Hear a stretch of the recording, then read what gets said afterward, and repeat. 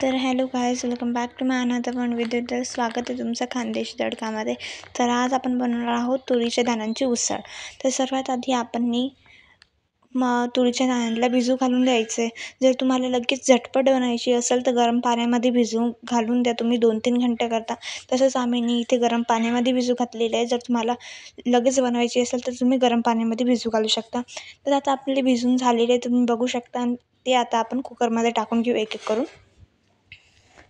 फटाफट टाकून घेऊ आपण. त्यामध्ये आपण थोडंसं पाणी टाकायचं आहे आणि चवीनुसार मीठ टाकायचं आहे. आता तुम्हाला जेवढं लागेल तेवढं मीठ तुम्ही टाकू शकता. आणि याला हाय फ्लेमवर 2-3 शिट्ट्या होईपर्यंत राहू द्यायचं आहे गॅसवर, त्याला शिजू द्यायचं आहे.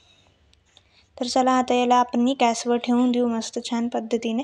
आणि त्यानंतर आपण इथे कांदा घेतलेला आहे. 2 कांदे आपण इथे चांगले बारीक चिरून घ्यायचे. बारीकच चिरायचे, जास्त जाड चिरायचे नाही आहे, कारण जाड चांगले वाटत नाही, म्हणून मग बारीकच चिरायचे. तर तुम्ही बघू शकता की इथे मी 2 कांदे घेतलेले आहे आणि त्याला आता छान आपण बारीक चिरून घेऊ. आम्ही अडी 2 छोटे कांदे घेतलेले, त्याला आता आपण बारीक चिरून घ्यायचं. बारीकच चिरायचं, जास्त जाड चिरायचं नाही आहे, कारण जाड चांगले वाटत नाही, बरोबर.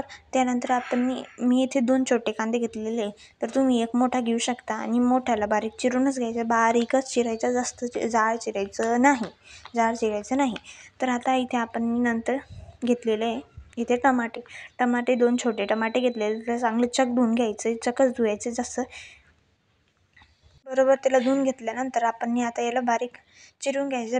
टमाट्यांनाही बारीकच चिरायचं, जास्त जाड चिरायचं नाही, ठीक आहे. इथे मी 2 छोटे टमाटे घेतले, तुम्ही एक मोठा घेऊ शकता, बरोबर.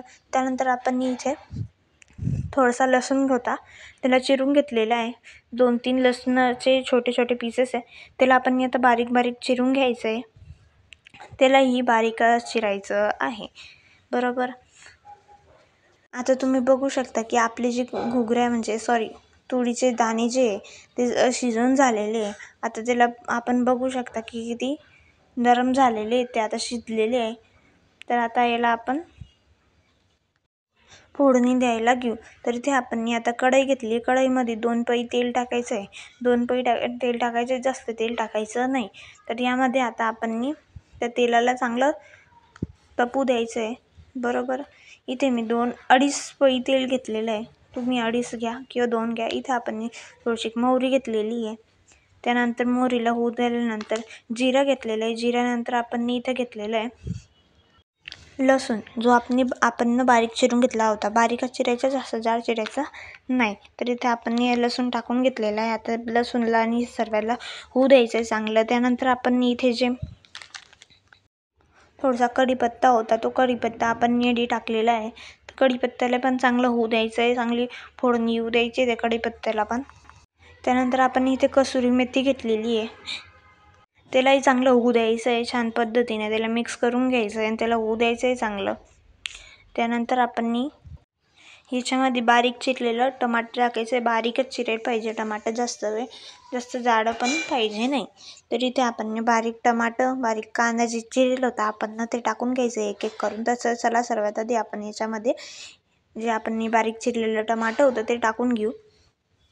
त्यानंतर इथे जे कांदा होता आपण बारीक चिरेल तो टाकून घेऊ. त्यालाही चांगलं होऊ देऊ. याला जास्त लाल होऊ द्यायचं नाही आहे, बरोबर.